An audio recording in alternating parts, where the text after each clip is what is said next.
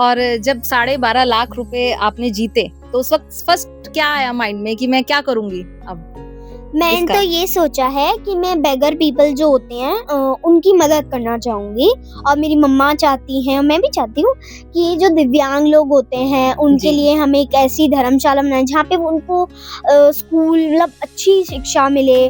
जन्मदिन में दम आए प्रिय सखे, जन्मदिन में दम आए प्रिय सखे, शंतनोतु ते सर्वदा मुदम। कि जब मैं फास्टेस्ट फिंगर फर्स्ट की सीट से भाग के आई, मैं रोने लग गई थी क्योंकि मेरा लास्ट में नंबर आया। तो सर जब ना टिश्यू पेपर देते हैं और जब हाथ से पानी पिलाते हैं, तो वो चीज़ मुझे बहुत अच्छी लगती है। नमस्कार, आप देख रहे हैं अमर उजाला डिजिटल और आपके साथ मैं हूँ अलका त्यागी। आज हमारे साथ उत्तराखंड की वो बेटी है, जिसने छोटी-सी उम्र में बड़ा कमाल कर दिखाया। कौन बनेगा करोड़पति जूनियर के सीज़न 17 में हॉट सीट पर बैठने वाली उत्तराखंड की पहली बेटी एंजल नैथानी। एंजल ने हॉट सीट पर बैठकर 12.5 लाख रुपए की धनराशि जीती और न केवल धनराशि जीती बल्कि अपने आत्मविश्वास से भरे जवाबों से महानायक अमिताभ बच्चन और पूरे देश का दिल भी जीता। हम बात करेंगे एंजल से उनके केबीसी के सफर के बारे में। तो एंजल, सबसे पहले तो बहुत-बहुत स्वागत आपका हमारे स्टूडियो में और बहुत-बहुत बधाई कि आप केबीसी तक गईं। आप सबका आशीर्वाद है और मैं आगे भी बढ़ती रहूं और आप सबका धन्यवाद। अ, कितने साल की हैं आप? मैं 11 इयर्स की हूँ। अच्छा, तो कैसा लगा आपको वहाँ जाके केबीसी में? वहाँ का एक्सपीरियंस बहुत ही अलग था, टीवी में देखना और रियलिटी में देखना, कट यहाँ पे रोलिंग, एक्शन बहुत ही अलग होता है। कहते हैं 3 मिनट्स की वीडियो जी। है पर वो असलियत में इतने सारे टेक्स लेते हैं। और अमिताभ बच्चन से आप मिली तो कैसा लगा उनसे मिलके? बिल्कुल रियलिटी जैसा था जैसा आपने सोचा था या फिर अलग था? मतलब सर जैसे कि कैमरास होते हैं, कैमरास में अलग दिखता है, रियलिटी में अलग दिखता है। जी। तो कैमरास का होता है पर जैसा मैंने सोचा था वैसा ही था और पर स्टेज तो हमेशा चेंज ही होता है। नहीं, नहीं, बिल्कुल। और आपने कब देखा केबीसी में जाने का सपना? मेरा केबीसी का सपना था कि मैं बोलती थी मुझे एक बार वहाँ जाना है, हॉट सीट पे बैठना है। टीवी से लगता है कि ईज़ी है पर ईज़ी नहीं नहीं होता होता है। तो है। कितनी प्रिपरेशन की आपने उसके लिए? कितने साल लगे? कितना मैंने टाइम? पिछले 2 इयर्स से था पर अभी ज़्यादा मतलब ज़्यादा करंट अफेयर्स ही थे। अभी मेरे एग्ज़ाम्स भी थे तो इसलिए ज़्यादा नहीं हो पाया, थोड़ी-सी प्रिपरेशन थी। 2 साल लगे आपको? क्या-क्या प्रैक्टिस की? क्या-क्या एग्ज़ाम पास किए इसके लिए? इसके लिए मुझे 2 सितंबर को कॉल आई थी कि आपको केबीसी का ग्राउंड ऑडिशन है। तो 7 सितंबर को था, तो जब मैं वहाँ गई तो आपको 20 क्वेश्चंस का एक आपको शीट मिलता है। उसमें आपको 18 जो होते हैं उतने तक आपको पास करने पड़ते हैं। उसके बाद उसमें 10,000 स्टूडेंट्स बैठे होते हैं, उसमें से 100 स्टूडेंट्स सेलेक्ट होते हैं। तो मेरा 306 नंबर था, तो उन्होंने जब बोला तो मैं खुश हुई, मैंने कहा मुझे इंटरव्यू में मिल गया। मिल गया। तो उसके बाद इंटरव्यू आपका शाम को होता है। जी। उसमें से 100 में से 20 सेलेक्ट होते हैं। तो 10 होते हैं 7 टू 10 इयर्स वाले और 10 होते हैं 11 टू 15 वाले। और अमिताभ बच्चन से जब आप मिली, तो आपने फ़ोटो खिंचाई उनके साथ? कैसा लगा था? मैं तो हॉट सीट पे जब मैं बैठी थी, तो मैंने तो ये सोच लिया था, मैं घर से सोच के गई थी। मैंने कहा मुझे नॉर्मल फ़ोटो नहीं चाहिए, मुझे एशियन पेंट्स वाली ही चाहिए। ओके, तो खिंचाई उन्होंने? हाँ, खिंचाई क्योंकि मैंने 12,50,000 जीते थे। बहुत अच्छा। जब आप हॉट सीट पर बैठी तो कैसा लगा? क्या मैं महसूस हुआ उस वक़्त? मेरा बहुत लास्ट में नंबर आया था क्योंकि मैं मिली-मिली सेकंड से रह जा रही थी, कभी इतना, कभी सेकंड आ रही, कभी थर्ड आ रही। सोच रही थी फर्स्ट क्यों नहीं आ पा रही। तो जब लास्ट में मेरा नंबर आया, मैं बहुत खुश थी, मैं ज़ोर से ही चिल्ला गई, जय माता दी, लास्ट में नंबर आ ही गया। बहुत खुशी थी क्योंकि इतनी मेहनत के बाद इतनी जर्नी होती है, टेस्ट दो, इंटरव्यू दो, वहाँ बैठ के फास्ट फिंगर फर्स्ट खेलो, तो उसमें बहुत टाइम लगता है। टीवी से लगता है कि ईज़ी है, पर ईज़ी है। होता नहीं है। अच्छा, और कौन-सा क्वेश्चन आपको लगा कि ये तो अब कठिन है, अभी जवाब देना आगे सही रहेगा, नहीं रहेगा? कहाँ क पे कन्फ्यूज़न लगा? कंफ्यूजन तो था, पर एक क्वेश्चन मेरा था कि ओली से उत्तराखंड से रिलेटेड था, कि आंसर उसका था नंदा देवी। ओके। मुझे लग रहा था क्योंकि नंदा देवी उत्तराखंड में है, तो मुझे लगा, पर डाउट था इसलिए मैंने लाइफलाइन ली थी, पर उससे था थोड़ा सा डिफिकल्ट था। अच्छा, और कौन-सा क्वेश्चन सबसे ईज़ी लगा आपको? जब आपको लगा भी हो कि ये तो मुझे आता ही है और 1 सेकंड में आपने जवाब दे दिया? फर्स्ट के 6 क्वेश्चन सबसे इजी आते हैं, वो तो आप इतने पैसे तो आप लेके ही जाओगे, पर वो तो आपका सिक्योर हो जाता है, लेकिन उसके बाद प्रॉब्लम्स होती है जब आप 7th क्वेश्चन से बढ़ते रहते हो। जैसे-जैसे आपका बढ़ता जाएगा, उतने आपके क्वेश्चंस हार्ड होते जाएँगे।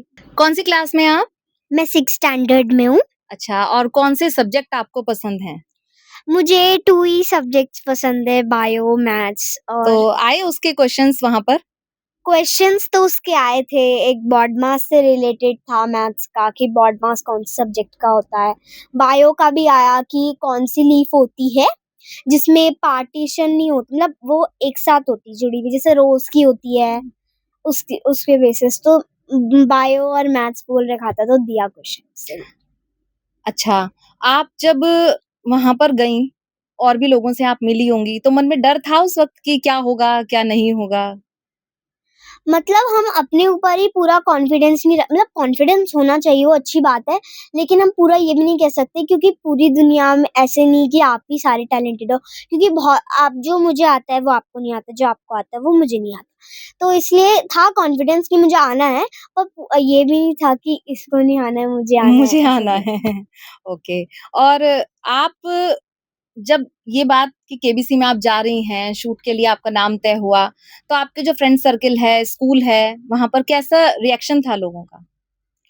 मैंने किसी को बताया ही नहीं था। हम डायरेक्ट स्क्रीन पे देखा सबने? डायरेक्ट स्क्रीन पे देखा, मैंने किसी को भी नहीं बोला कि मैं केबीसी में जा रही हूँ। सिर्फ मम्मा को पता था, पापा जी को पता था और मुझे पता था और मेरी सिस्टर को पता था। तो वहाँ से जब आप लौटी और अब सबको पता लग गया है क्योंकि सबने देखा ही है टीवी पे हाँ जी। आपको, तो कैसा रिएक्शन है अब लोगों का? सबका रिएक्शन था कि बात छुपा दी, हमसे नहीं बोली। सब यही सोच रहे कि एकदम से क्या हुआ?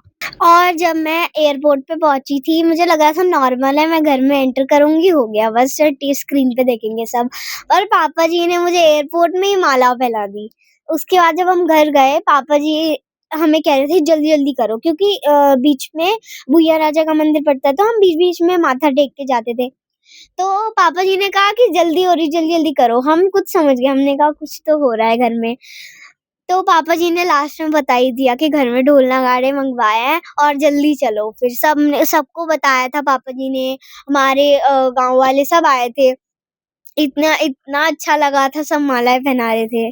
और जब 12.5 लाख रुपए आपने जीते, तो उस वक़्त फर्स्ट क्या आया माइंड में कि मैं क्या करूँगी अब मैंने तो इसका? ये सोचा है कि मैं बेगर पीपल जो होते हैं उनकी मदद करना चाहूँगी, और मेरी मम्मा चाहती हैं, मैं भी चाहती हूँ कि जो दिव्यांग लोग होते हैं, उनके जी, लिए हम एक ऐसी धर्मशाला बनाएँ जहाँ पे उनको स्कूल मतलब अच्छी शिक्षा मिले और उनको अच्छी फैसिलिटीज़ मिले।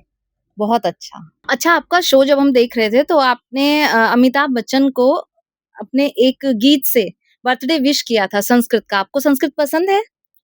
संस्कृत पसंद भी है, और हमारे स्कूल में क्या होता है, हम बच्चों को मंत्र बुलवाए जाते हैं, उनका अर्थ बताया जाता है। जी। तो जो वहाँ पर आपने उनको सुनाया था, कुछ 2 लाइनें अगर आप हमें यहाँ पर भी सुना दें हमारे दर्शकों को, मैं तो पूरा सुना दूँगी। पूरा ही सुना दीजिए।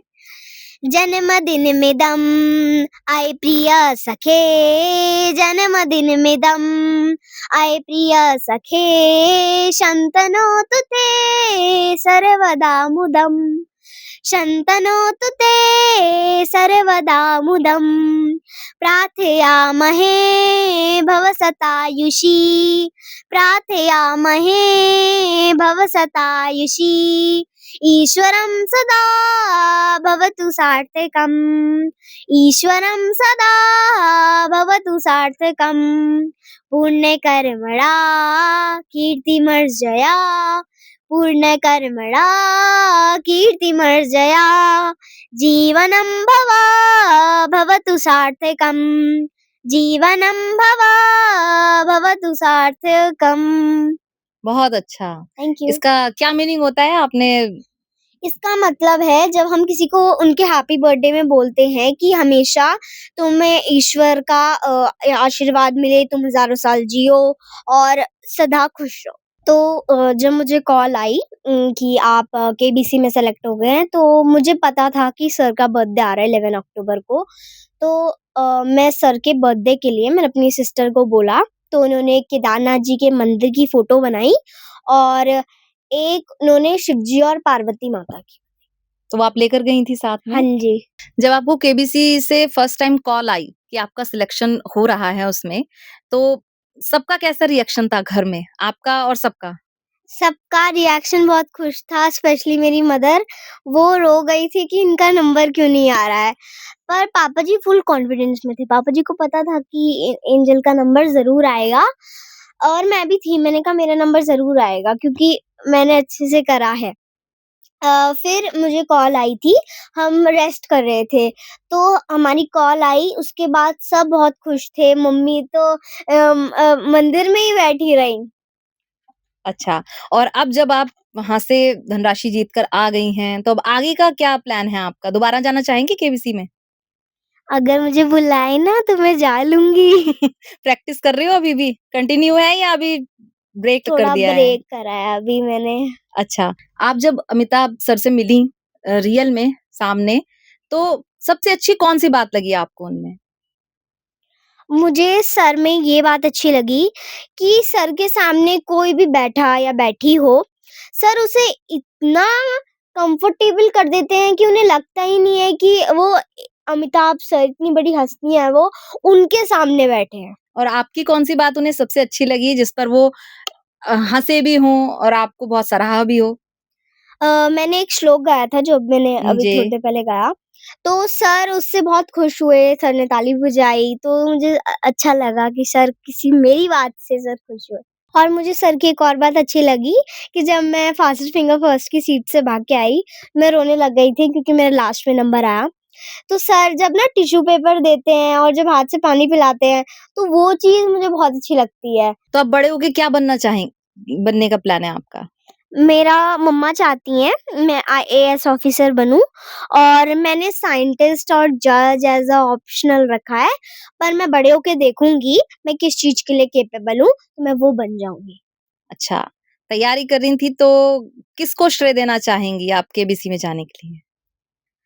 अ, अगर मैं अपनी इंस्पिरेशन बोलूँ केबीसी के लिए, वो सबसे पहली मेरी मम्मा होंगी क्योंकि मम्मा ना बहुत ही एफ़र्ट कर रही थी। मम्मा देहरादून से मुंबई चली गईं कि एंजल का नंबर आएगा, आएगा, आएगा।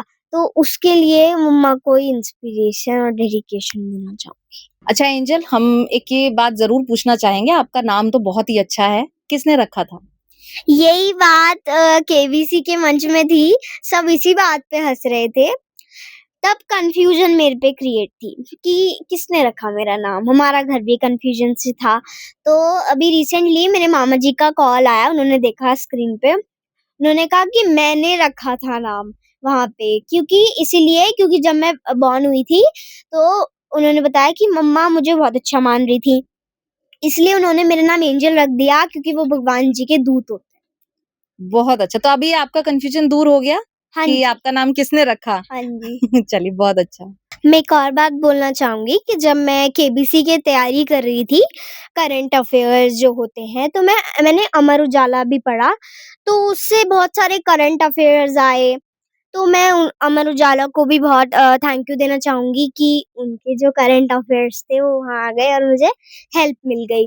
और मैं केबीसी टीम और अमिताभ बच्चन सर को भी थैंक यू करना चाहूँगी कि आप लोगों ने मुझे बहुत सपोर्ट किया और आपने इतना बड़ा प्लेटफ़ॉर्म दिया। बहुत-बहुत धन्यवाद आपका हमारे साथ जुड़ने के लिए आज और ये थी हमारे साथ एंजल नैथानी। यकीनन इनकी बातचीत से और जो बच्चे हैं, जो इस तरह की तैयारी कर रहे हैं प्रतियोगी परीक्षाओं की भी या फिर किसी बड़े प्लेटफ़ॉर्म पर जाने की, उनको हिम्मत ज़रूर मिलेगी। ऐसे ही और वीडियोज़ के लिए आप देखते रहिए अमर उजाला डिजिटल। अगर आप ये वीडियो YouTube पर देख रहे हैं तो हमारे चैनल को सब्सक्राइब कर बेल आइकन दबाएं और Facebook पर देख रहे हैं तो हमारे पेज को लाइक करें।